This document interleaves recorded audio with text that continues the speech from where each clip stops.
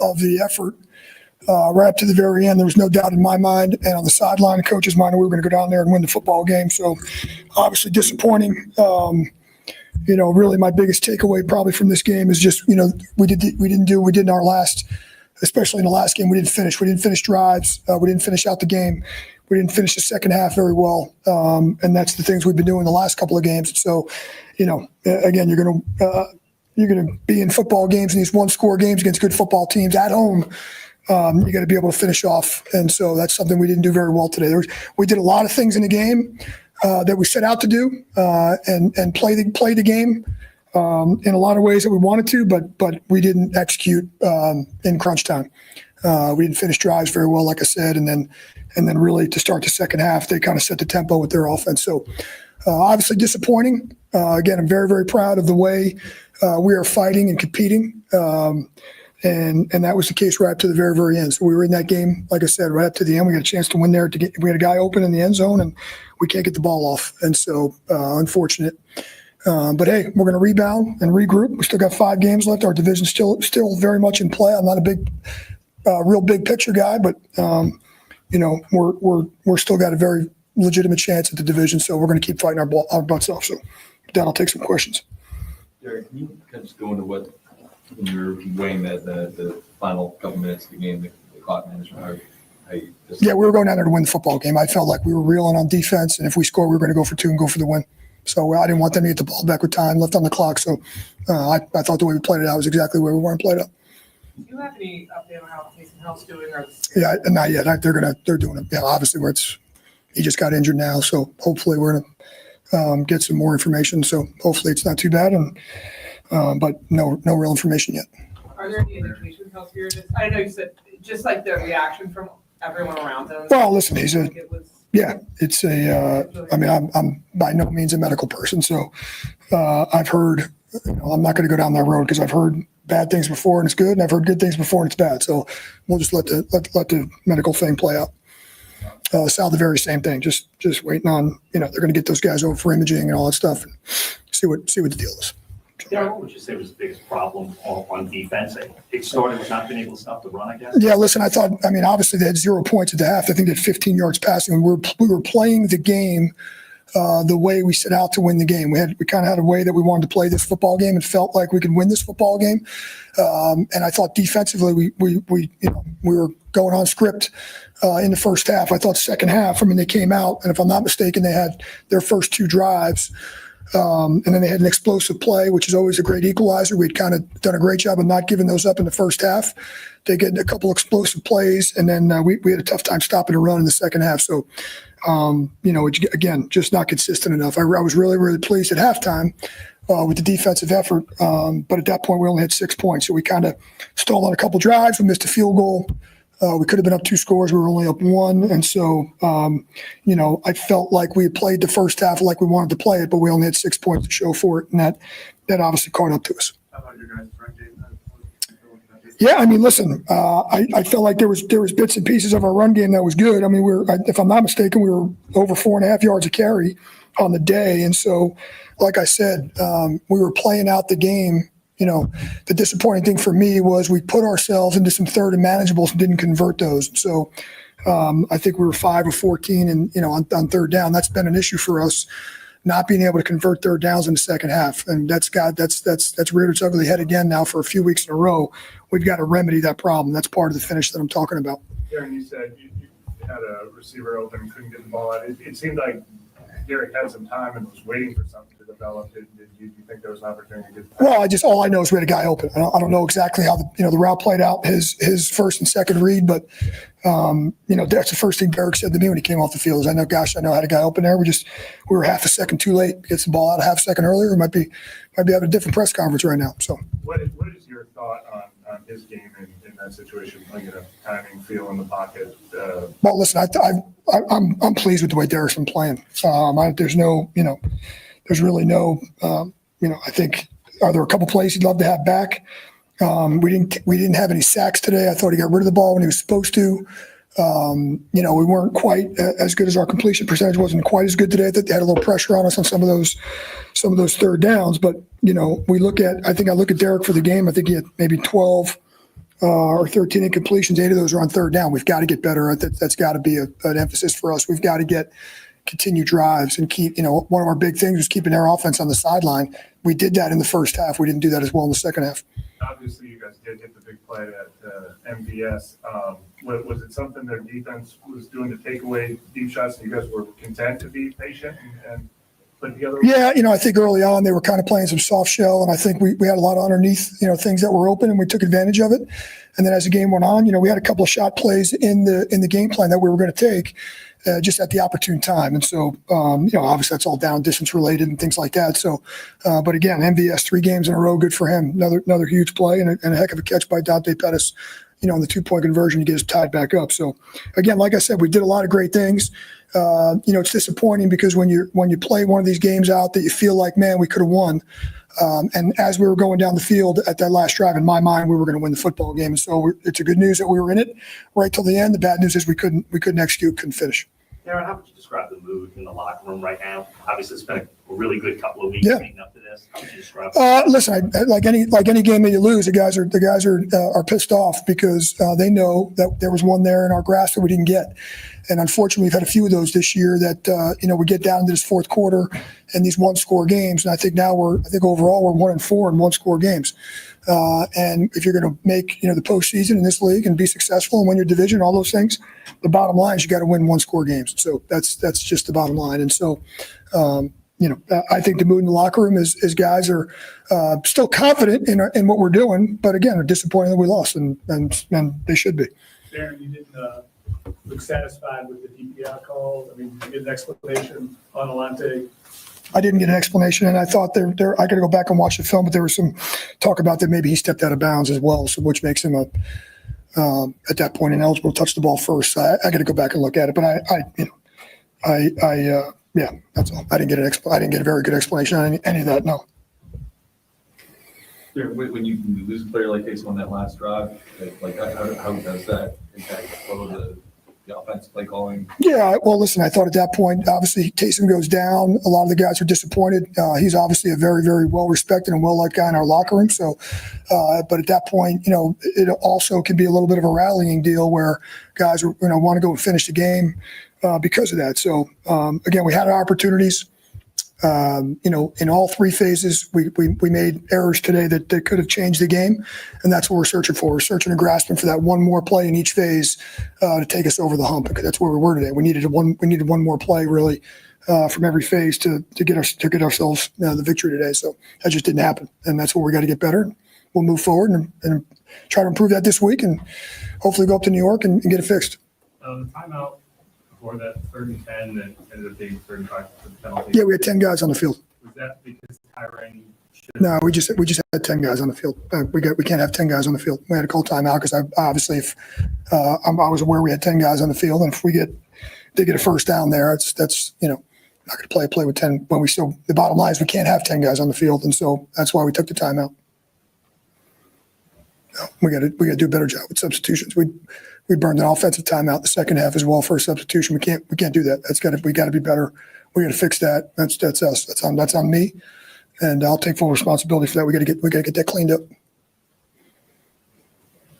Appreciate it, guys. Thank you for listening to my daddy's podcast. Please subscribe to our channel. Hey, don't let these tears fool you. It's all dog around this mug. I'm good.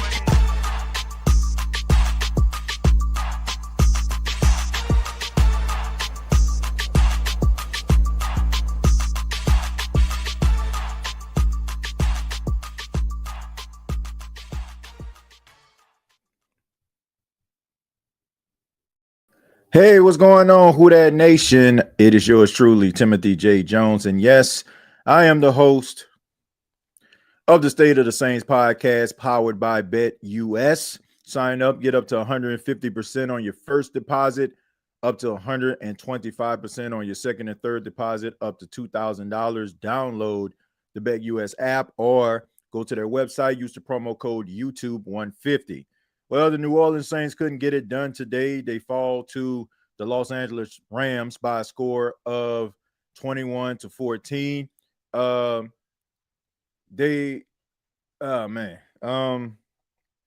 Yeah, they couldn't get the job done, man. They couldn't get the job done. I thought that the game plan for the New Orleans Saints, I thought that it was a good game plan. They came out, it was pretty clear what they wanted to do. They wanted to control the time of possession, to keep the ball out of the hands of Matthew Stafford, of that high-powered offense of the Rams. And they did a really good job in the first half. And I didn't have an issue with the New Orleans Saints, when it came to their first half game plan. I mean, for the last couple of weeks, we've seen the New Orleans Saints be able to have a masterful first half game plan. The issue is what they're going to do when it comes to making adjustments. Number one, I just want to say this. I think that Clint Kubiak can call plays, but I'm really concerned about Clint Kubiak when it comes to the totality of the game, like from start to finish. It just seems to me like he has a really good game plan, and then when teams are able to adjust to what he's doing in the first half, he can't like counteract what they're doing. And when I'm looking at, before Taysom Hill got hurt, I'm looking at Taysom Hill on the sidelines. I'm not looking at them like utilizing Alvin the way that they once did. It just seems to me like it just doesn't work. And I'm not going to say that the Saints need to get rid of him, but I will say this. This is one of the main reasons. Number one, I have a cause to pause when it comes to my endorsement of having Darren Rizzi as the head coach full time, because I really feel like the Saints need to get themselves an offensive minded head coach. I think that I wouldn't be objective to the fact of keeping Clint Kubiak around as the offensive coordinator, but having an offensive minded coach that they can actually feed ideas off of. Like Clint Kubiak comes out with a, with a game plan or something like that, and he works with the offensive minded coach, and they come up with, a masterful deal. Or maybe that offensive minded coach can be able to see something that Clint Kubiak cannot see. I think that they need to go that route, because I'm genuinely concerned, because this has been a reoccurring thing. And if you watch the halftime show, I said the same thing. When someone asked me about what I think about the cornerbacks or the defense, it was hard for me to sit up here and say anything, where they were playing good or bad, because the Saints controlled the time of possession because the game plan was good. I was waiting for the second half, and I see what I have seen. Well, I saw what I've seen throughout the entire time, which was the New Orleans Saints can't make those adjustments. Number two, the defensive line of the New Orleans Saints is awful. Okay, they can't get consistent pressure on the quarterback. They can't stop the run to save their mama life. Like if they mama, was like, save your mama or stop the run. Guess what? Somebody then took this display of mama. I mean, I'm just being honest, man. It's terrible the way that this run defense is. They need to get themselves a completely different interior line group. Like Colin Sanders, he's a funny guy. Yeah, we find him amusing on social media. That's all fun and games, but the dude cannot stop the run. Nate Shepard cannot stop the run. Brian Burzee, I said it at halftime, and I said it here on social media. I said on social media, I think the Saints may need to consider asking Brian Burzee in the offseason to drop 20 pounds and moving him to defensive end permanently, because he is clearly a better pass rush than he is as a run stopper. And I think that maybe if you put him over there, he probably would give you 10 sacks or be a double-digit sack guy. Carl Granderson, the Saints have paid him, a nice amount of money, and yet again, he's a non-factor. If I'm not mistaken, I think he may have had maybe 1 or 2 tackles. Cam Jordan is what he is, man. I mean, he's not the Cam Jordan he once was. DeMario Davis, disappointing game. Ugo Amadi in the nickel. I mean, come on, man. I mean, he's doing what he can. I mean, but he's not a starter. He's not designed to be a starter. He's a special teams guy. That's why the Saints got him. And then when you have the Honey Badger out with a shoulder injury, you got JT Gray, who is a really good special teams ace, but I'm not counting on JT Gray to make no plays.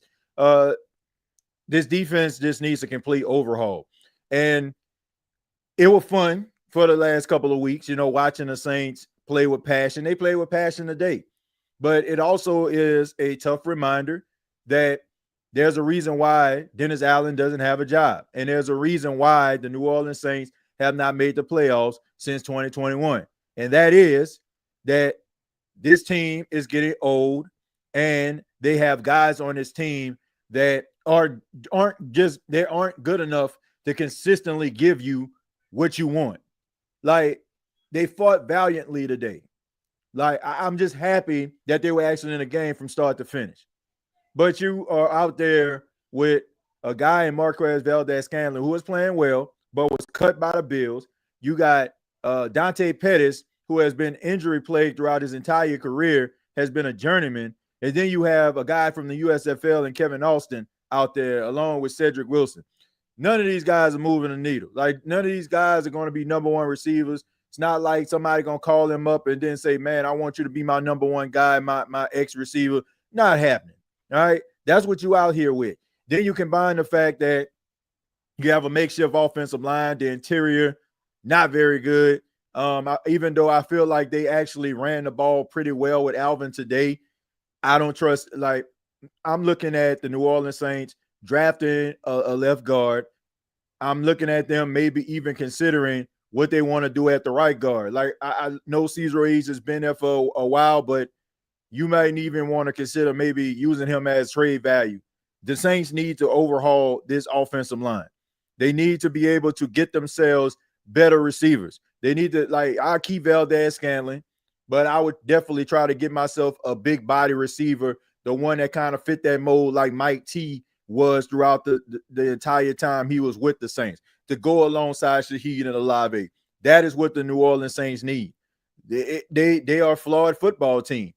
And, 2 wins don't absolve them from the things that we have seen throughout the entire season. And I know that we want to believe that this team isn't that bad, but they're not bad, but they ain't good either. Like, they kind of a mixed bag. Like, they're going to show you a little something, but, the next week they might not show you anything at all. They might be able to execute this week, but not be able to fully execute the next week, which leads me to my next point of Derek Carr. All things considered, when I look at Derek Carr and his performance today, I didn't think he played awful. Like, I know that the name of the game is when Derek Carr, when the Saints lose, Derek Carr sucks, Derek Carr garbage, Derek Carr made plays. Derek Carr was able to thread the needle on some plays. He was able to move outside the pocket. I seen him scramble for a first down. I seen him be able to throw the ball, in tight windows. That pass that he threw to Kevin Austin. It has become customary to look at his shortcomings. But I just tell everybody, at this stage and at this point, why are we basically going after low-hanging fruit? Derek Carr is what he is. Derek Carr is going to make some plays. He's going to give you plays that make you scratch your head. He's going to give you plays where you're like, man, I know he ain't good. He's going to give you plays where you're going to say Derek Carr's balling today. That is just what he is. He is a mixed bag. When you look at a guy who has been in the league for 11 seasons, and he can't even sense the pressure of a guy coming off the backside, holding on to the ball too long. As a matter of fact, they all conceded, including Darren Rizzi, if you heard it, that he had a wide receiver wide open on that final drive. So with that being said, why are we sitting up here upset? Why are we upset? I'm not upset. I already knew that the Saints were going to lose this football game. I said it on a pregame show. I said if the Saints win, it would be a pleasant surprise. But this is not a good matchup for the Saints. They do not match up well versus the Rams. They just don't. The Rams schematically are just better. Like, I don't like, we have seen this before. We have seen the Rams beat a Sean Payton-led Saints team. We have seen Sean McVay and the Rams beat a Drew Brees-led New Orleans Saints team. We have seen them beat them with Marshawn Lattimore and Paulson Adebo and all these other guys. We've seen it. We've seen the Rams beat the Saints when the Saints had a really good run stuffing defense. This is just not a good matchup. I use the example of a boxer. It's like Sugar Shane Mosley in his prime. Sugar Shane Mosley was beating everybody. Welterweight champion of the world. Fight Oscar De La Hoya, beat him. Fernando Vargas, beat him. Go up against a guy that don't have that much punching power, not really that good, named Vernon Forrest. Vernon Forrest was all right, but when he fought Sugar Shane Mosley, he looked otherworldly. It's like Juan Manuel Marquez versus Manny Pacquiao. Juan Manuel seems like he can't fight nobody but Manny Pacquiao. It's just a bad matchup for the New Orleans Saints. So I just think that saying that the Saints were going to beat the Rams or actually feeling like deep down that they were going to beat the Rams was just wishful thinking. And I can understand that because a part of us wants Darren Rizzi to succeed. I want Darren Rizzi to succeed.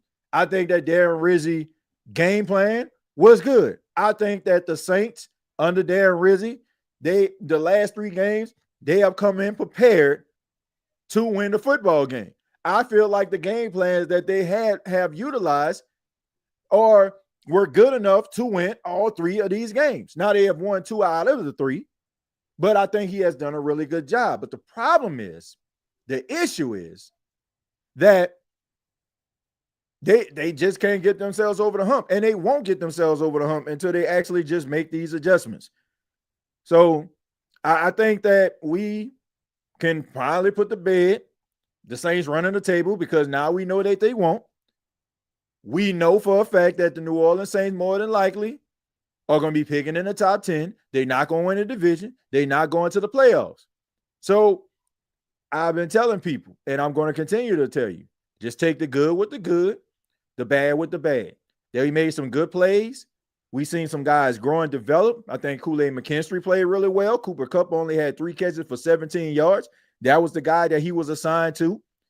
I think all things considered, based on what Puka Nacua does on a consistent basis, I think Alontae Taylor won some battles, lost some battles, but that is Alontae Taylor. I think that the linebacker group, them boys look old. I think that Pete Warner is just a fundamentally sound linebacker, but he's not a Luke Kuechly. He's not a Bobby Wagner or anything like that. I think that he's a guy that can be a good complementary guy. So if the Saints decide that they want to get a little bit more out of the linebacker group, he'll be a good supporting cast guy, but he is not the guy, plain and simple. So it is what it is, man. Like they lost today. I'm not upset about it. I think that now it's just time to move on to New York. Let's just see how they can be able to execute against the New York Giants. Will they be able to finish? But as we see that the Saints are 1-4, and he's like, one possession games, they 1-4. They are who they are, folks. They just a team that just struggles. They just struggle down the stretch and they can't close games. Can we get Deion Sanders' son for quarterback? I think the way the Saints are picking, based on how Shadur Sanders is playing and where he's projected to go in the draft, you ain't getting him. Okay, the Giants need a quarterback. Vegas needs a quarterback. So I don't see the Saints getting Shadur Sanders unless they decide that they want to move up for him. So you basically rolling with Derek Carr and trying to build some things around him. Get yourself another X receiver. Get yourself an interior defensive lineman. Like somebody that's going to be able to stop the run. Can be a dog in the middle for you. And that's what you need to work on. You're not getting Shadur Sanders. unless like they just lose out and other teams find a spark. So I mean, if you lose to the Giants on Sunday, then that kind of helps you. That helps you move up in the draft just a little bit. Because let me see, I don't know exactly what the Giants' record is as of right now. So they 2-10. So even with that, like if you lose to the Giants, and let's just say the Giants win one more game or something like that, and you end up having the same record as the Giants, then you'll get that spot. But I don't see that happening. I think the Saints are going to try to be as competitive as they possibly can. It's just now the defense and the team looks old. Yeah, I mean, it's just time for an overhaul. It's just time for an overhaul. This is what happens when you don't capitalize on draft picks. This is what happens when you keep kicking a can down the road. It's cool. Like, it's cool to kick the can down the road. Like, who kicks the can down the road? The Rams. The Rams do it. But what the difference between the Rams and the Saints, the Rams draft really well. Puka Nacua, if I'm not mistaken, a 5th-round pick. Cooper Kupp, a 4th-round pick. Kyron Williams, I want to say he was like a 4th-round pick. Braden Fisk, I want to say he was like a 3rd-round pick. They know how to find these guys late in the draft and be able to utilize them on their team. The Saints, you got Peyton Turner, who had 1 tackle. Y'all forgot he on the team. Isaiah Foskey, I forgot he was on the team. These are guys that was a 1st round and 2nd rounder respectively. So this is what happens. Like, they suck at drafting. The Saints need an overhaul of the front office. That means Jeff Ireland. That means the scouting staff. The Saints need a completely different philosophy. What's going to get the Saints over this hump? What's going to get the Saints out of this issues, this purgatory that they have been in over the last couple of years? They got to get themselves a coach that can be able to strategize, and they need to get a front office that's going to be able to strategize, that's going to be led with fresh ideas and not ego, not looking at it like, oh, I'm going to prove everybody wrong. You can't prove everybody wrong because you don't really know what you're doing like that. Like, it's been proven. And maybe you do know what you're doing, but there just comes a time where things kind of pass you by. Like, if you like me, right? I'm 38. I got my nephew, I'm saying? He's a teenager. Like, I'm looking, I'm sitting there watching TV with him, and, a rap song comes on, and he's rapping it word for word. I don't know who he rapping. I don't know the guy. It's like, that don't mean I ain't into hip hop. I'm a broadcaster. I work at a radio station. But there's some things that kind of slip through your grasp.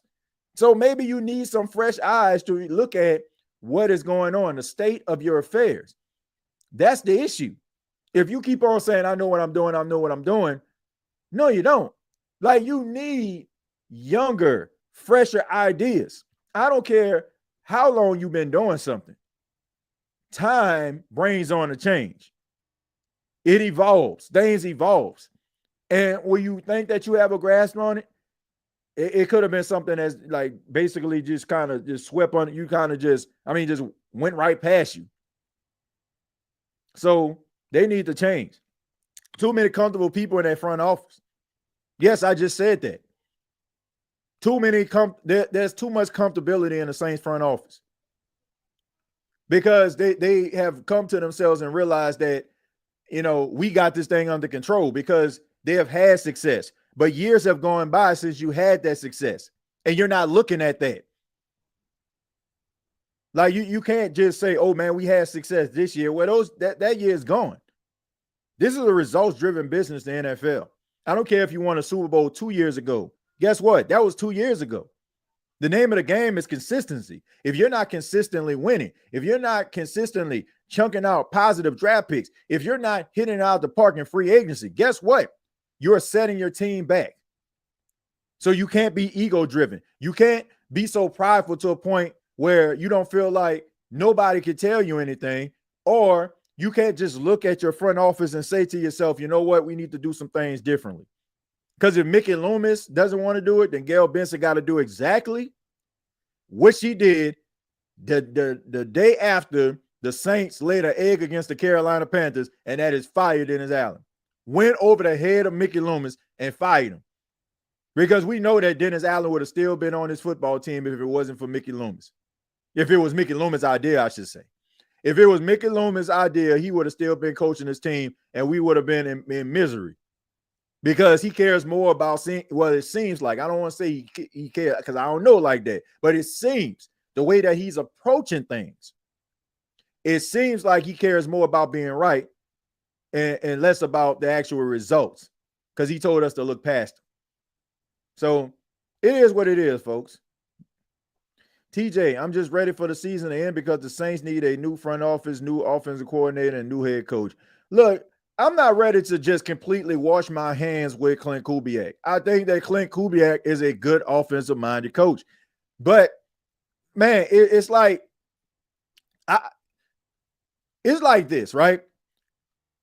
I feel like he's not at that point where he just needs to be the sole guy calling plays. Like, he was able to execute it with the 49ers and find success because you had Kyle Shanahan. Now, I do feel like he was able to do some things that were positive. He was able to implement some things with San Francisco that was beneficial to them offensively. But the issue was he also had somebody to feed off of. It's kind of like with Sean Payton and Pete Carmichael. I don't think Pete Carmichael was a bad play caller, but he also had a buffer in Sean Payton. He had an offensive-minded coach in Sean Payton where when they're going over game plans and strategizing and when his opportunity came to call plays, Sean can be like, nah, I don't like that. Hey, we need to lean more into this. Oh, we need to back up. But you don't have that. And when you have somebody just out there just basically you just leave them to their own devices, guess what? They're going to hit and they're going to miss. The issue is we have seen this. He's a really good organizer of a game. Coming up with a script, the 15 plays, the offensive game plan, first half, like masterful. Go back and take a look. Go back and take a look at the first half of the Saints games, the games that they end up like losing. The game versus the Tampa Bay Buccaneers when Tampa dropped 51 on them. The Saints had 27 points in the first half. They're able to execute in the first half. The issue is the second half adjustments. When teams go into the locker room, see what Clint Kubiak and the offense is doing, they make the adjustments. But Clint Kubiak has not mastered the concept of being able to counteract the adjustments that teams are making. That is why once again, at halftime, I said, I already know what they can do in the first half. I'm interested to see how he is going to fare. I'm talking Clint Kubiak in the second half. And as we see, the more things change, the more they stay the same. He just can't. He can't make those adjustments. He can't make those adjustments, man. And in a win, a win versus the Falcons, like they ain't doing it for me, in one possession games. Okay. A clock is right twice a day. See, you got to get away from the issues of we won, we shot them down with a BB gun. Oh, man, we got these, man, but they had these holding penalties. Man, I ain't trying to hear that. We won. Hey, man, it was a pass interference call. No, I ain't trying to hear that. We won. The issues are right there in front of us. We just pick and choose when we decide that we want to talk about them and address them. And most of the time we do that in losses. Like there have been games where Derek Carr has played exactly like he's played today, and they won. Ain't nobody say anything. They lose, and now all of a sudden it's the biggest issue in the world. He is what he is. The Saints, they fail when it comes to one possession leads. They fail to stop the run. It is what it is. So, like I said, the issue will not be resolved until the season is over. The Saints are what they are, folks. It's not like they got this magic fairy dust that's just going to absorb the New Orleans Saints and all their issues and shortcomings. Like they are what they are.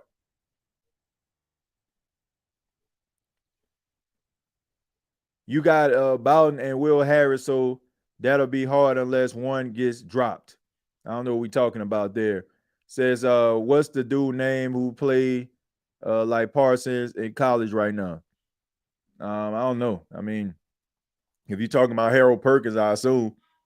If you're talking about Harold Perkins from LSU, Kubiak don't know how to adjust second half, doesn't fail. Yeah, I'm never concerned. Like, I'm never concerned about the first half adjustment. Like, I mean, the first half. Like, I always know he's gonna come out with a really good game plan.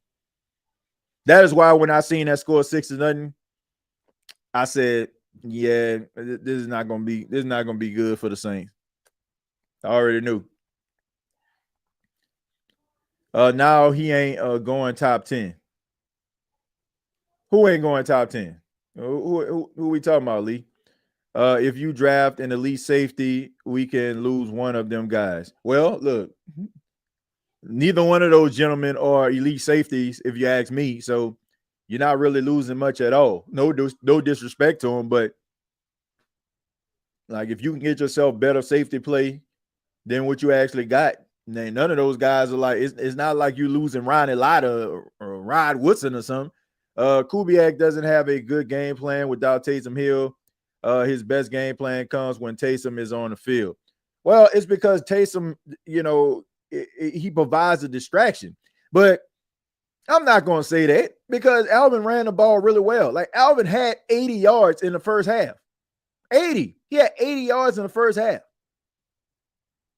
It's not like they couldn't run the football. Like, they were utilizing Taysom Hill, but I seen Juwan Johnson making plays. Kevin Austin had a really good first half.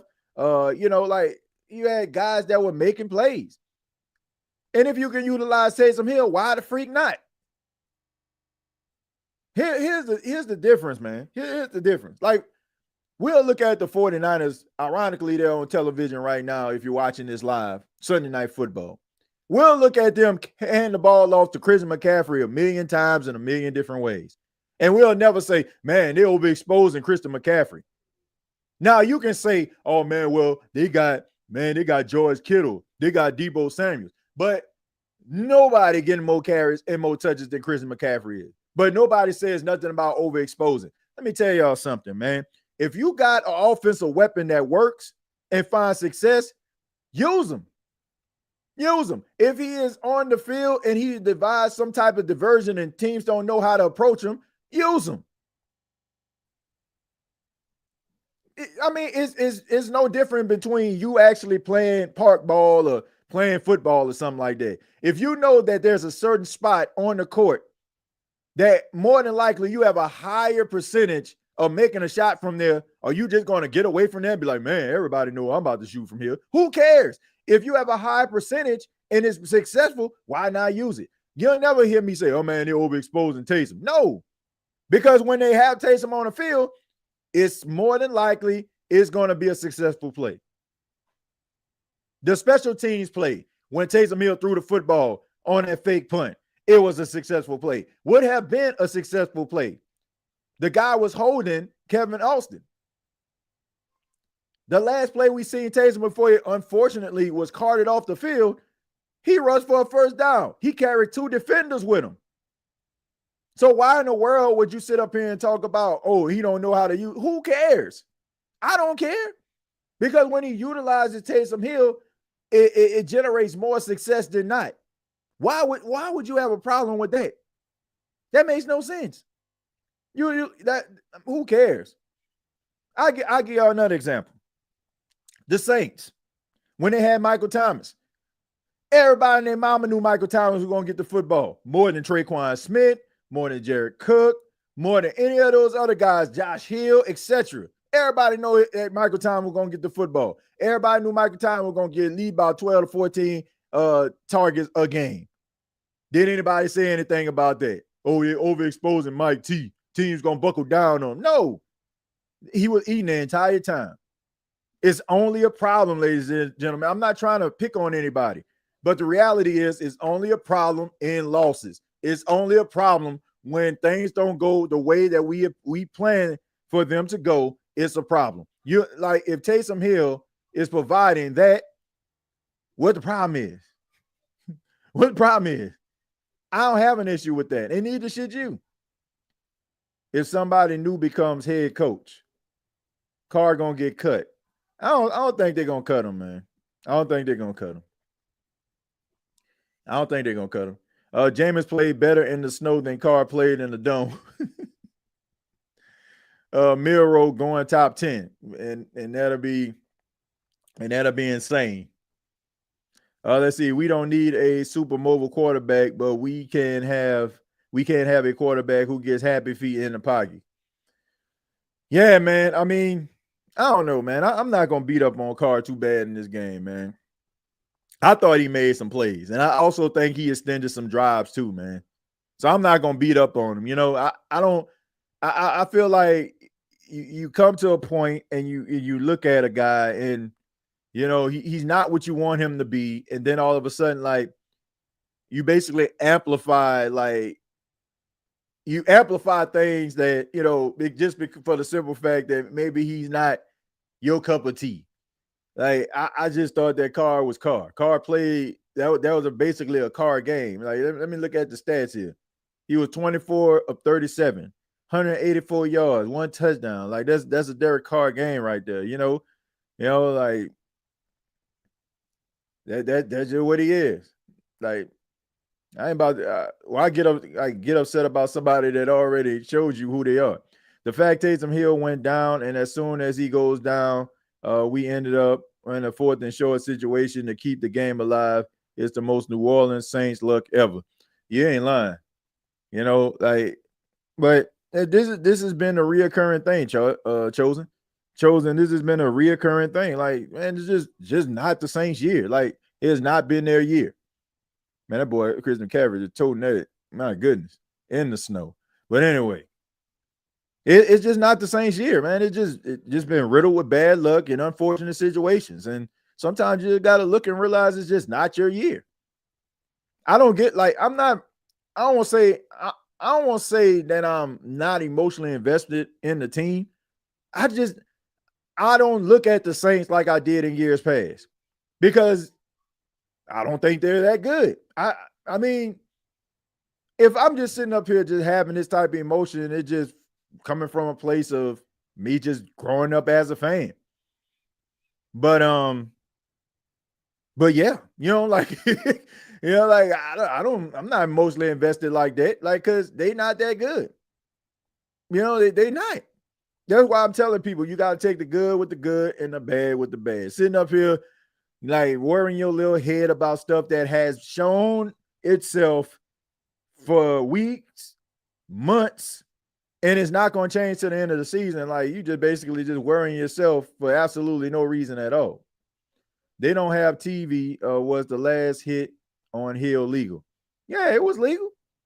It was unfortunate. I want to say he ended up running into the helmet of Cesar East. Like it was unfortunate. Milroe is Anthony Richardson 2.0. Man, Jalen Milroe is not a good quarterback. He is not. Good runner. You know, maybe in the right circumstances he can become a good quarterback, but I don't think he first round talent. Wait, why TJ said it'll be bad if Milroe go top 10? Because he's not that good as a quarterback right now. He's not top. Jalen Milroe is not a top 10 quarterback. He's not top 10 college football. Like, nah, he's not top 10. He's not. He's not deserving of the top 10. Like, he's not. Like, what has he done? Like, what has Jalen Milroe done this season? Besides run really well. Like, you know, a game against LSU, like he ran for 4 touchdowns. Did he throw for 4 touchdowns? I'm not saying that he can't end up being a good quarterback, but I just feel like he's not a first-day starter in the NFL. He's not. Now, he's not a first-year starter. If you're not a first-year starter, like I wouldn't waste the first-round pick on you. TJ, I'm going to keep saying it until the draft. Jalen Milroe will be there for us. We passed on Pat and Lamar. Just think about it. We passed on Patrick Mahomes because Patrick Mahomes Kansas City ended up jumping in front of the Saints. They passed on Lamar Jackson. Yeah, that just wasn't smart. But Jalen Milroe is not on the level of Lamar Jackson. He's not. He definitely ain't on the level of Patrick Mahomes. He's not. Like, if we talking about, if he's there in the second round or something like that, or in the third, like, okay. Jalen Milroe is not like he is not a first. Like I'm sorry, but he is not a first round talent to me. He's not a top 10 top 10 NFL draft pick type quarterback. He's not. Like he can run, like he can run well. Like okay, but I ain't seeing him threading the needle. I done seen quite a few games where I feel like he leaves a lot to be desired as a quarterback. Like if you picking him, you just want him to run. You just want him to run around. You know what I'm saying, and make some people miss and all that kind of stuff. But they're just going. And here's the thing: what a lot of people don't realize. Lamar Jackson always had arm talent. Always. You just never paid attention to it because he scrambled so and ran so good. I'm not wasting no first round pick on no Jalen Miro. I don't know which. I'm sorry, but I'm gonna have to disagree with that. Medical staff needs to be fired on yesterday. I don't think so, man. I mean, that was just unfortunate. What happened to Nick Saldiveri? Like it just seemed like that was unfortunate, and Taysom Hill, like a helmet hit his knee. Like medical staff can't really protect nobody from that. Maybe the Saldiveri injury. It all depends on what's going on with that. But from the looks of it, looked like he tore his ACL. Let's see. Joe Woods needs to be fired. From the front. Let's see. Do you feel that Alvin dropped the ball or don't catch a good ball thrown to him? Does he be like, I'm not doing all of this because we suck and I'm not getting hurt for nothing? I don't think so. I think Alvin is playing out there. He's playing as hard as he can. Now, I do think that maybe he playing with something more than what we think. Like I think something going on with his hand still. I ain't never seen him drop these many passes like this. Like he got hands of stone now. Like I ain't used to that. Like he had 2 passes that he dropped. And I'm not used to seeing Alvin do that. Like Alvin Kamara almost got like wide receiver hands. So no, I don't think he phoning it in, man. He running too hard and he playing with too much passion to me. He just dropped the passes, and that's unfortunate. Everybody's looking for Lamar Jackson, but Jackson had 4,000 yards passing both of his years in college. Yeah, I mean, people look at the running and the scramble ability, and they're not really compensating for the fact that how well he has thrown the ball when he was at Louisville, when he was in college. Like he's always been a really good passer, but his ability to be able to like get the ball in his hand and become a running back, that's got people's attention. Man, we need to make something work. Get Cam Wood. Yeah, I mean, look, those guys will be there, but I mean, I don't know, man. I don't know. I don't think I could be wrong, and this could be ran back, and people would look at me like, man, you crazy. But I just feel at this stage and at this point, I don't think that no quarterback in this draft that's coming out is just automatically just going to completely like turn a franchise around. I just don't. Not even Shadur Sanders, not even Cam Wood. I think all of them like works in progress. I think you might end up winning some games. I think that you might see some things. I think you might see some promise, but I don't see a CJ Stroud like type year. I don't see a Joe Burrow. I don't see a Cam Newton. I see some guys that in a right situation, in a right circumstance, can be very formidable. But in the next 5 to 10 years, am I going to be talking about these guys as the future of the NFL? No. He will be there second round, and I'm standing on it. Yeah, I look, second round, yeah. Okay, if he there and you feel comfortable, like, okay, fine, grab him. But I'm not wasting no first round pick on no Jalen Miro. I'm just not. I'm not wasting the first round pick on Jalen Miro. Like we talking about Shadur Sanders or Cam Ward, and you like get them in the first round. Okay, all right, you know what I'm saying? Like I get it, but I feel like Jalen Miro, he's a work in progress, man. Now, depending on the circumstance, like he'll go if he goes to a team. Let's just say if he end up like going to the 49ers or something like that. then I feel like they'll probably expedite his development because, you know, they do a really good job at developing quarterbacks. I mean, we watched Brock Purdy, he was the last pick in the draft. And he's out there, you know, starting quarterback for the 49ers. So there are going to be situations where they can, like, speed up the process. But I wouldn't. It's just not our year. Plain and simple. He's another Malik Willis, basically. ATJ, it's time for Miss Gale to go next door and escort David Griffin and Willie Green out. 4-17 is insane. Yeah, man. It just seems like to me, man, people just be ready for the sit-in when it comes to all this losing, man. Like, you just got to cut your losses. Ross the Boss, thank you very much for the $3.99. I appreciate that. Thank you. Says, I just thought he not a good defensive coordinator, to be honest. Joe Woods, where he's at, you know, that's a defensive Carmichael right there. You know, like, everybody know that Dennis Allen was the one that was calling the plays. He was the one with the defensive play sheet. And, you know, Joe Woods was the type of guy that was probably in a room, you know, kind of providing some information, providing his little 1-2, little cents, little 2 cents in there, you know. But you know,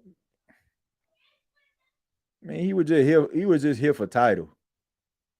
He was just here for title, man. To win in this league, having a dual threat quarterback is a must. Not necessarily. I would have to hear you expound on the term dual threat.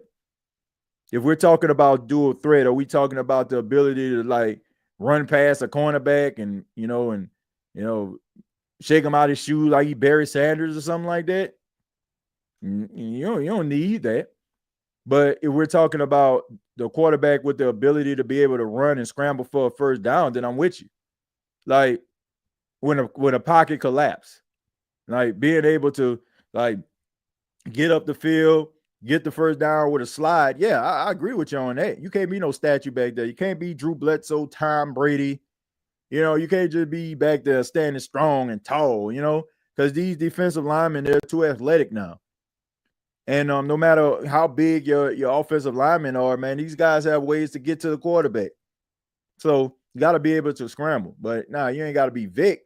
You ain't got to be Lamar Jackson. But I do agree, if we're talking about having the ability to be able to scramble when a pocket collapse, I agree with you on that. Well, at least the Falcons lost. Yeah, I mean, look, the Falcons are imploding right now, and I got time for it. I mean, here's the reality. We kind of already knew the Saints weren't going nowhere, losing 7 straight. I mean, come on. Everybody kind of already realized that the New Orleans Saints weren't going to do nothing. But the fact that the Falcon fans were out here just all up in your face with it, acting like they were just going to run away with the division, they were just going to be unstoppable, and now they're on a 3-game losing streak, calling for Kirk Cousins to be benched. Meanwhile, around this time, a month and a half ago, they were up here talking about he needs to be MVP. Like, it's just wonderful to see. Like, to see them afraid and scared and looking like more than likely that Tampa is about to jump in front of them and win the division. I'll take that. Like, I ain't really got that many issues with Tampa like that, right? The only issue I have is, like, man, some of these people just been hopping out the trees, like, not all Bucs fans, but hopping out the tree like they just been like that for I don't know how long. But my issue is, like, I don't have any, like, if Carolina was to get hot and end up, like, jumping in front of everybody, I wouldn't care like that. But the Falcons, they fan base, to me, and I'm going to continue to say this, like, some of them are some of the most delusional people I've ever seen in my entire life. Like, they just delusional, man. Like, and it's funny. It's funny at the end of the day, because I said this before and I say it again. Their energy, it just does not match. And that's the reason why I don't have respect for the majority of them.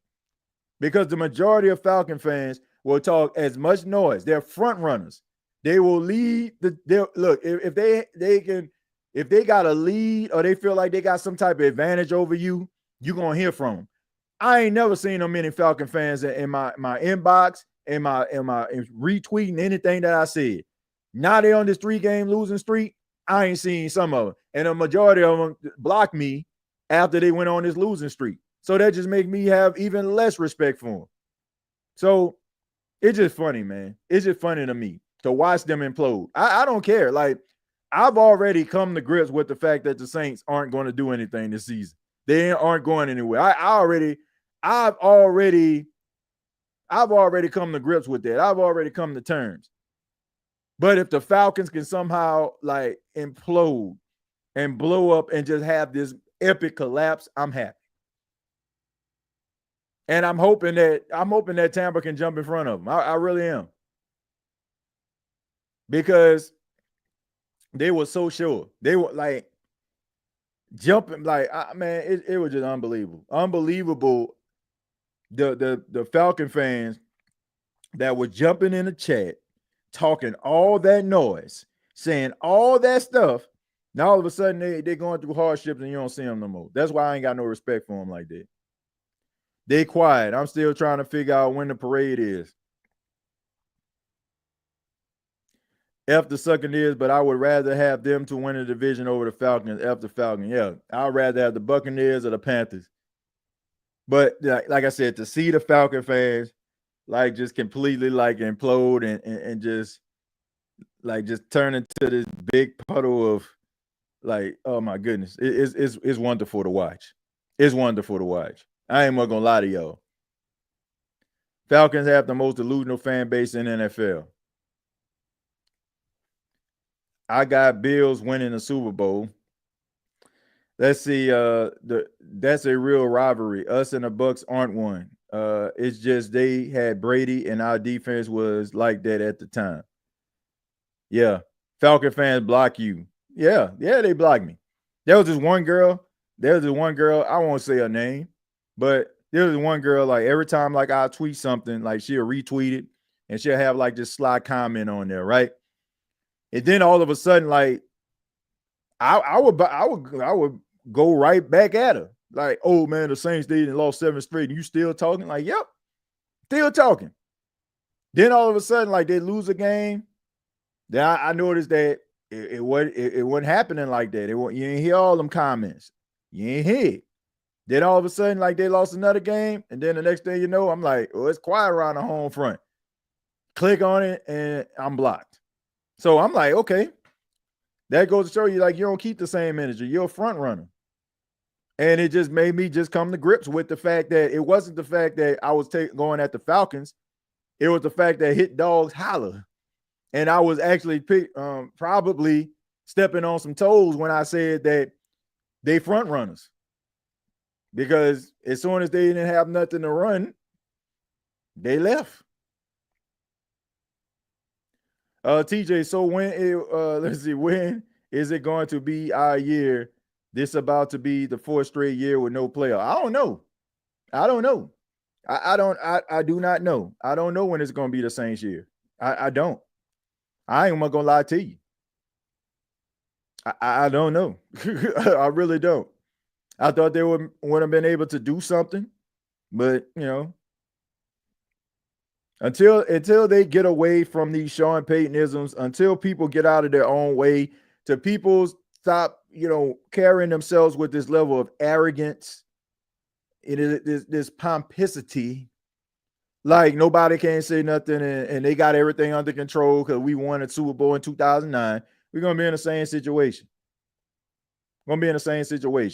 Need to change the philosophy, man. How about getting some of these like hybrid pass rushers? How about getting some freakish athletes at the linebacker position? How about, getting some guys that's not afraid to jump in front of a pass? Like I was literally watching the Falcons and the Chargers. You know the thing about that game? You seen Charger players trying to make a play. It wasn't like, I'm gonna stand in this spot right here and make sure nobody comes over here. And if they do, I'm gonna tackle them. These guys were jumping in front of Kirk Cousins' passes. And I watched quite a few Charger games. They've been doing that all season. Sometimes you just gotta make a play, man. And I just feel like they ain't got that. Like they ain't got it. Like, I'm tired of watching guys who have been on his team, but we can't put you in the starting rotation, but we can put you on special teams, and then all of a sudden they become free agents, and another team sign them, and the next thing you know, they part of Pro Football Focus. They're in the top 10 among the position group. They lead the league in sacks. Like, I'm tired of it. Like, that tell me right there, like, you ain't got the right coaches. That what they tell me. If I'm watching another guy go out there and live up to like unlimited potential, and they looking like a completely different person than what I seen running down the field on special teams, guess what? That's your coaches right there. That is the coaches. But once again, I want to mention the fine folks at BETUS. Thank you to BETUS, sponsor of the State of the Saints podcast. Sign up and get up to 150% on your first deposit, up to 125% on your second and third, up to $2,000. Download the BETUS app. Use the promo code YouTube150. TJ, so already read that. Stephon Diggs. The Whiners aren't making the Super Bowl this year. The Lions got the NFC this year. Yeah, they sure look like it. Here comes snow. Yeah, man, that game out there in Buffalo is crazy. I don't know if I could play in something like that. The Niners have been a pain and a thorn for the Who Dat Nation even to this day. Yeah, I mean, they're a good football team. What can you say? That's a lot of players. Somebody name them. People don't want Aaron Glenn. We don't need another defensive-minded coach. I'm good on that, man. Like, we liked Aaron. He was a great guy when he was here. Like, man, move on. Move on from that. If it failed, then try again. You can't replicate that, man. You can't replicate that moment in time. You just can't. You can only do so much. You have to draft well, hit on picks, hit on coaching hires. Let's see. Let's 10 the right free agents. It's a whole collective. Yeah. But you need a front office that's going to be able to do those things. If you don't have that, then guess what? Look, I'm like I said, man, the Saints are what they are. I'm going to go ahead and read some of these stats. It is what it is at this point, folks. Take the good with the bad with the bad. But anyway, Derek Carr, 24 of 37, 184 yards, 1 touchdown, wasn't sacked today. Alvin Kamara, 23 carries for 112 yards. Derek Carr had 2 carries for 12 yards. Taysom Hill, 5 carries for 10. Kevin Austin, 1 carry for 9. The Saints averaged 4.9 yards a carry in this game. Taysom Hill had 5 catches for 37 yards off 7 targets. Valdez-Scantling had 3 targets, 2 catches, 36 yards, and a touchdown. All he does is just make big plays. Juwan Johnson was very active today. I think it's probably one of his most active games as a Saint. 5 catches for 36 yards off 7 targets. You have Kevin Austin, 3 catches for 31 yards, caught all 3 of his targets. Cedric Wilson got in on the action with 1 catch for 19. Jamal Williams had 1 catch and then went to the bench, and we never saw him again. 1 catch for 7 yards. It was a first down. Alvin Kamara, 4 catches for 7 yards off 6 targets, dropped 2 of them. Foster Moreau, 2 catches for 6 yards, and Dante Pettis, 1 catch for 5 yards, included a very spectacular catch on a 2-point conversion that tied the game at 14 early in the fourth quarter. Ugo Amadi led the team in tackles, went 9. He had 1 pass deflection. Tough day for him. But you had Pete Warner with 8 tackles, Will Harris with 6, Alontae Taylor with 5, Demario Davis with 3. And then you have a couple guys with 2. Tyrann Mathieu, Carl Granderson had 2, no sacks. Kool-Aid McKinstry had 2 tackles, Cam Jordan with 2, and then a plethora of guys with 1. Nate Shepard, Brian Brzee, both of those guys had a sack with it. Colin Sanders, Shamar Jean Charles, Nephi Sewell, Blake Groupie got a tackle, JT Gray, Peyton Turner, John Ridgway, and Rico Payton. So no team turned the ball over. And I'm taking a look at these team stats here. So the Saints, time of possession 32 minutes and 37 seconds to the Rams 27 minutes and 23 seconds. Red zone, the Rams were 3 of 3 in the red zone. The Saints were 0-2 in the red zone. Rushing, the Rams had 156 to the Saints 143. Let's see. First down penalties, both teams had one. Third down efficiency, the Saints were 5 of 15 on third down. The Rams were 4 of 9. Fourth down efficiency, the Rams were 1 of 2. The Saints were 2 of 3. And like I said, no interceptions. The Saints sacked Matthew Stafford twice. Nobody had a fumble. So, I mean, the Saints statistically, they looked like they were in the game. The issue was like they just weren't able to capitalize on third down. That's the name of the game. They weren't able to convert, and they weren't able to cash in the red zone. Like I said, the Rams were in the red zone 3 times, came away with points, touchdowns on three red zone visits. The Saints 0 of 2. So there you go right there. That's the story of the football game. TJ, what's your opinion of the Saints to get a coach like Mike Tomlin, never having a losing season in 19 years? Well, that would be a true asset to the New Orleans Saints if they can find somebody like that. And Chris McCaffrey almost broke that one. But if they can find somebody like that, I mean, that'll be great. But I mean, every team, Chantel, wants a coach like that. Every team, wish they can have a coach that didn't have a losing season in 19 years. And yeah, I mean, I would love for the Saints to have a Mike Tomlin like coach, but they definitely don't grow on trees. Ben Johnson, yes, good candidate. Yeah, Ben Johnson is a good candidate, but they're gonna have some teams that are going to be much more appealing than the New Orleans Saints. I think that more than likely the Bengals job is going to be open. You already know the Chicago Bears job is open, the Jets job is open, along with the Saints. And who's to say that they may have some other jobs that are going to be open? And he can probably go to a team that's probably going to be picking. In the top 3 or the top 5. If he can go to the Giants or something like that, then he'll be able to bring the quarterback that he wants with him. So you can want Ben Johnson. I think, that's on everybody's list to have Ben Johnson as their head coach, but the Saints aren't the most appealing spot. And the Saints are going to have to really sell themselves to a head coach. But it's not to say that nobody wants to come to the Saints. It's a head coaching job. There's only 32 of them in the entire world. So you're going to find yourself a person that's going to be able to, play. I don't know what the world was that. I don't know what that was. That man just threw that ball up in the air. Yeah, Brock Purdy and DeMar Hamlin picked it off. I'm not going to lie. Bears going to be scary next year, and people don't believe me. Yeah, I think they are. I'm not a fan of Caleb Williams. I think his personality gonna rub people the wrong way. I really do. I think his personality gonna rub people the wrong way. Like it's all fun and games right now, but I'm telling you, man, the way he be like throwing people under the bus and all that kind of stuff, and the way he I don't know, it just bothers me sometimes when I look at these quarterbacks that feel like they just guys give to earth and franchises like should be bowing down to him. I feel like that's where a lot of these quarterbacks go wrong. How the hell the Bengals losing with 2 star wide receivers over there? I mean, when it's a Drew Brees type situation for Joe Burrow. When Drew Brees was putting up all them yards and touchdowns, 3-4 touchdowns a game, and the Saints couldn't stop a nosebleed, couldn't stop traffic with a stop sign, couldn't stop a cab in New York City.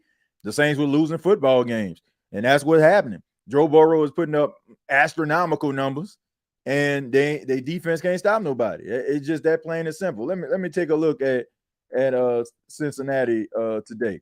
Let's look at Joe Burrow. Okay, score. They lost 44-38. That tells you everything you need to know right there. They put up 38 points. If you put up 38 points, you should win. Russell Wilson was 29 of 38 for 414 yards and 3 touchdowns. Joe Burrow, 28 of 38, 309 yards, 3 touchdowns, 1 pick. All right. Jamar Chase, 6 catches, 86 yards and a touchdown. T. Higgins, 5 catches for 69 yards and a touchdown. Okay. So you know what that tells me right there? That tells me that man balled his behind off. Team let him down. Does that sound familiar? It's basically what happened with Drew Brees all those years. You think he too cocky as a rookie? I think he too cocky in general. He can be a rookie. He can be a veteran. I just think that his personality is going to sour on guys, especially if that don't generate if that don't turn into winning. Like Aaron Rodgers was like that, but Aaron Rodgers was winning. He was winning multiple MVPs. Green Bay was in the playoffs. We could tolerate you if we winning, but if you out there and we missing the playoffs and you throwing more picks than Razor Ramon, then guess what, man? I ain't gotta be sitting up here listening to you, man. Who are you to sit up here and be talking to me like that? Then on top of it, like I said, man, he strikes me as that guy that just throws people under the bus. Never really seems like he takes like accountability. There's always somebody else and what they didn't do. Like, I'm not a fan like that. I'm not. I think he has great arm talent. I think he has all the skills that any quarterback would love to possess, but I don't know. It's something that's missing there, in my opinion. Buddy paint his nails. He can't lead no NFL franchise. I don't care what he does in his spare time. I don't care if he going to the nail salon and saying I need the number 21 or whatever. You know what I'm saying? I don't care. But all I know is, that type of personality don't rub people the wrong way. And yes, I know they do it colors according to numbers because my wife goes to the nail salon. So y'all can thank my beautiful wife for that. Kayla Williams is soft. Missed too many coaches, messing around with Allen. Went from Super Bowl with Sean to a losing franchise. Yeah, some of y'all, this new territory for y'all, but in my case, this used to be Sunday. TJ is the coldest when it comes to podcasting the Saints, man. The fact that y'all short him on likes is the craziest. Well, Cartel, I appreciate that, man. And I just asked everybody just hit the like button, but I'll get mine at the end, man. I mean, I just appreciate people like yourself, Cartel, that stop by and hit the like button. And for those that, donate to the show, rather it's through, monetarily or just as far as like, putting your comments in the chat. I appreciate that. But yeah, if you can hit the like button, I really appreciate that. We in this position because of Sean. The Saints in this position because of Sean Payton and Mickey Loomis. Sean Payton for walking away the way that he did and didn't basically lead the Saints in the best position. And also Mickey Loomis for taking a recommendation of Sean Payton to hire Dennis Allen. I keep telling y'all, what person on God's green earth is going to, like, you're in a relationship with somebody, right? Some of y'all heard this story before, but some of y'all probably did. Who has been in a relationship with somebody and they come to you and say, "Let's sit down, I need to talk." Okay, what we want to talk about? What we got to talk about? I'm breaking up with you. What? Why? No, it's not you, it's me. I just feel like I need to move on. Man, this is short notice. I didn't expect for you to move on. I know, but you'll get over it. As a matter of fact, I know exactly how you can get over it. And I know the perfect person for you. This person right here. Right? So this person gonna break up with you, say they don't want you no more, but I got somebody that's the right fit for you. Number one, who is going to give you somebody that's better than them? Think about this. You have known this man for 17. He has been a part of your life for 17 years at least. And he is by far one of the most petty individuals ever. Like there's nothing he won't do to get a one-up on anybody. What makes you think that you're exempt? Because y'all golf together? Because y'all text each other? Because y'all have conversations about family? This man don't want Dennis Allen to come in and win more games than him. If you believe that Sean Payton, a part of him on Thursday night when the Saints played the Broncos, and the Saints fans were booing to the high heavens. If you don't believe that Sean Payton didn't get off on that just a little, like, I don't even want to say a little bit, get off on it, period, you out of your freaking mind. This man, like, who does that? Who gonna give you a better? I'm trying to see. Who did it? Who did it? Like, who has left a job? Man, James Cook gone, man. That boy, dope. But anyway, Who is going to do that? Like, has anybody ever recommended somebody to replace them? And they ended up like that person ended up like trumping what they did. Like, I don't even think Bill Cowher did that. And once again, and speaking of Bill Cowher, congratulations to him. He getting inducted into the Pro Football Hall of Fame. The Rooney family didn't take his recommendation. When they hired Mike Tomlin, I think, if I'm not mistaken, Mike Tomlin came from Minnesota? Or maybe he was with the Steelers or something like that. I gotta see. Let me see. Because I want to say that he was with what's the dude's name? Leslie Frazier. He was with Leslie Frazier in Minnesota. And they end up hiring Mike Tomlin. I don't think I ever heard of a coach step down and say, this is who I want y'all to replace. Yeah, okay, so yeah. He was with the Minnesota Vikings as their defensive coordinator. I know I wasn't tripping. This man broke up with you. Say, I won't see other people, but I'm gonna give you a person that I want you to see. But I'm gonna see other people. I'm gonna pick who I want to see. But you, I'm gonna give you somebody. That's what just happened. What I said, what I said, James Cook or Jared Cook? Yeah, James Cook. Let's see it. Great point, TJ, as if Phil would have given up on MJ. Yeah, that's what I'm saying. Like, nobody would have done that. Nobody gives you a better recommendation. Like, nobody does that. Touchdown Bills. He can throw the ball, but his team doesn't respect him. All I know is I ain't know, like, that was just pathetic. Like, shouts out to the Saints organization, respect. Like, that just wasn't smart. It just wasn't smart. It just wasn't smart. Who does that? Like, who does? Like, I never seen that before in my life. Who does that?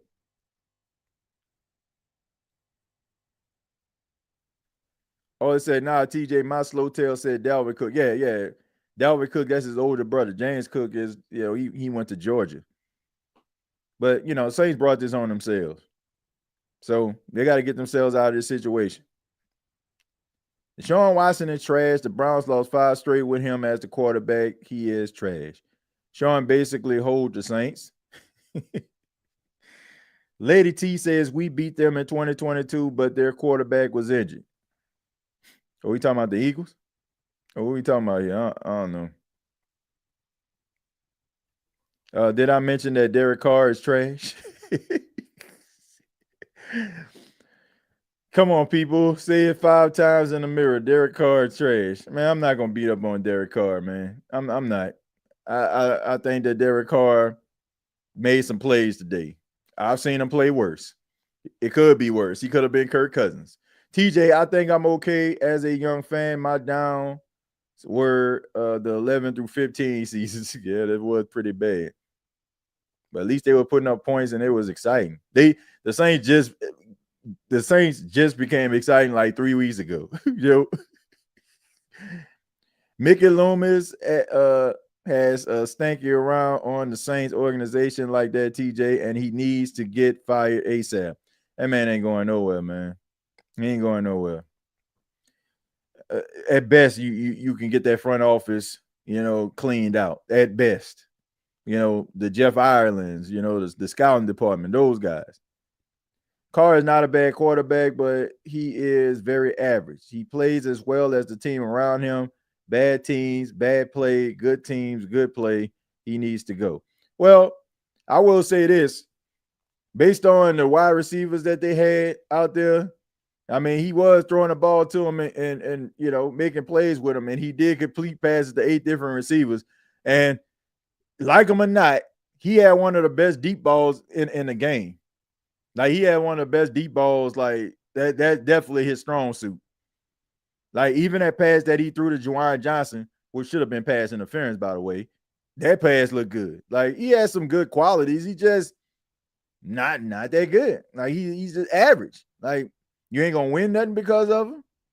You probably end up losing because more than likely, it's gonna come down to them making a play. So he might make a play sometimes, might not make a play sometimes. But here's the thing: this what bothers me though, and I'll say this: people will say, "Well, Derek Carr drove the Saints down the field with a minute left, and he gave the Saints the lead." But what they don't tell you is, how is it that the Saints had to rally and have that game-winning drive in order for them to take the lead with the final minutes on the clock? What has transpired throughout the game? What happened in the first quarter, in the second quarter, in the third quarter? Like what happened early in the fourth quarter? If you go back, third downs, 3 of 13, 2 of 10. Like, bro, I don't know, man. You don't get stripes for treating somebody like garbage and then all of a sudden come in the house with a present. Man, I know I told you everything but a child of God, but I got you this present. Like what? Like that don't defeat the fact of what you said to me or how you made me feel. That's my biggest issue. We talk about the end result. Oh man, it was 10, it was 14-10. And Derek Carr drove the Saints down the field with under 2 minutes left. And he threw the pass to Olave and they took the lead, but the defense couldn't make a stop. What happened in the what happened in the second quarter, third quarter, fourth? What happened? Why does it take late game heroics? If you like that, why are these games so tough? Why is it coming down to one possessions? That's all I want to know.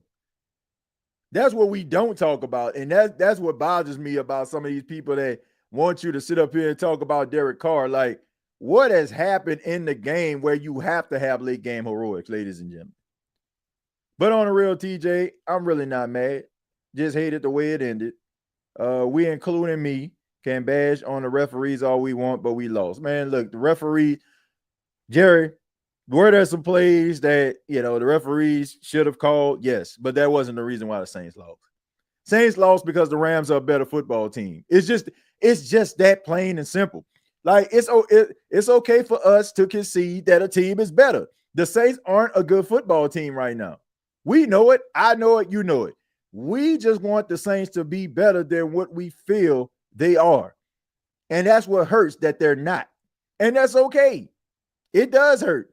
When you watch a team like the Falcons and the Bucks not really be that good, and you know that all the Saints basically need is some leadership, some better execution, and they can be right in the thick of things. And maybe, and I'll take that back. Let me add one more thing. Cutting their losses earlier than they actually did. If the Saints would have been on a 4-game losing streak, think about this. If the Saints would have fired Dennis Allen after the Denver Bronco game, how many losses was that? How many losses? Like what there was, what there were like 4 losses in a row or something like that, something of that magnitude. You didn't play the Chargers yet. And I want to say, like, well, you didn't play Carolina or something like that. So what? Like, so 5. So you're on a 5-game losing streak. Get rid of that dude after losing 4 or 5 games. And now, you know what I'm saying, maybe like if you would have had that interim bump with Darren Rizzi, maybe you probably would have won a football game. The Saints did this to themselves. Mickey Loomis did this to themselves. They did it to themselves. He did this to this team because he didn't want to call a spade a spade. He cared. He led with ego. That is why the Saints are in this situation. It don't feel good. It doesn't. But they did this to themselves, to be honest with you. They had a guy who wasn't a leader of men Didn't have them dudes out there stretching, bro. Had these dudes out here with all type of soft tissue injuries, putting people on IR out of spite, throwing players under the bus. And Mickey Loomis was like so like oblivious to this. He is so oblivious to the way that this dude was out here practicing and carrying on. Like, what do you expect to happen? It's bad, man. It's bad. But my final thoughts is this. It's on to New York, folks. Enjoy the rest of the season. Take it for what it is. You know, let's just hope that we see some excitement. Now that we see that, you know, things are basically back to where they were, the Saints, ain't nothing pretty much changed. They were able to kind of, you know, give us a couple of weeks of a good feeling, a bye week. You know, you added a little bit of an extra week to feel good about the team. And, you know, they went up against a team that were better than them, and that team won. And now we can kind of focus on what's going on, what the Saints' needs are. NFL draft gonna be here before we know it. I mean, I know the Senior Bowl just around the corner in a few months. NFL Combine.